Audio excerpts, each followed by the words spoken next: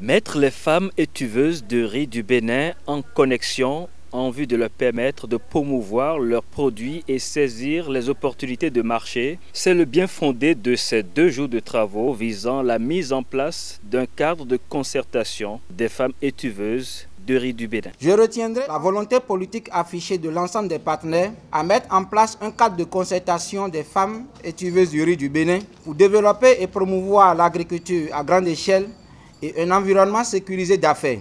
À travers ce cadre en gestation, ces femmes étuveuses pourront aller à l'assaut des marchés institutionnels avec l'appui des partenaires pour sortir des produits compétitifs et mieux faire profiter les populations des qualités nutritives du riz étuvé. Il leur faut quand même un creuset pour quand même convaincre le marché et assurer quand même la rentabilité de leurs produits. Nous avons un cahier de charge que ce cadre a mis en place et qui s'impose à toutes les transformateurs et les transformatrices pour un meilleur produit de qualité sur le marché.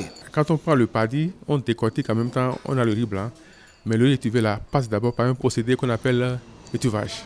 Quand le riz est précuit, il y a beaucoup d'éléments qui s'infiltrent dans ce riz. Ce riz là est de couleur un peu jaunâtre. Bon, pour les diabétiques, les cantines scolaires mises en place dans le cadre du programme d'action du gouvernement sollicite le riz étuvé. Les lycées aussi, les lycées agricoles, les hôpitaux, tout ce beau monde-là sollicite ce riz.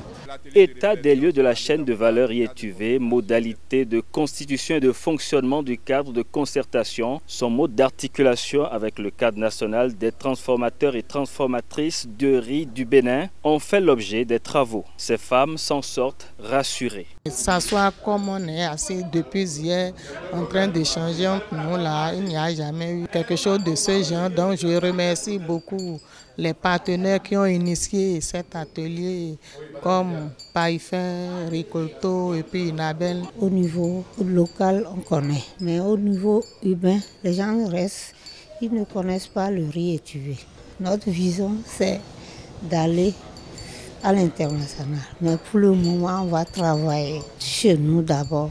Avant l'Assemblée générale constitutive du cadre de concertation des femmes étuveuses, selon la feuille de route adoptée à l'issue de ces travaux, tout un processus a été mis en place pour un aboutissement heureux de ce projet ambitieux pour la filière riz au Bénin.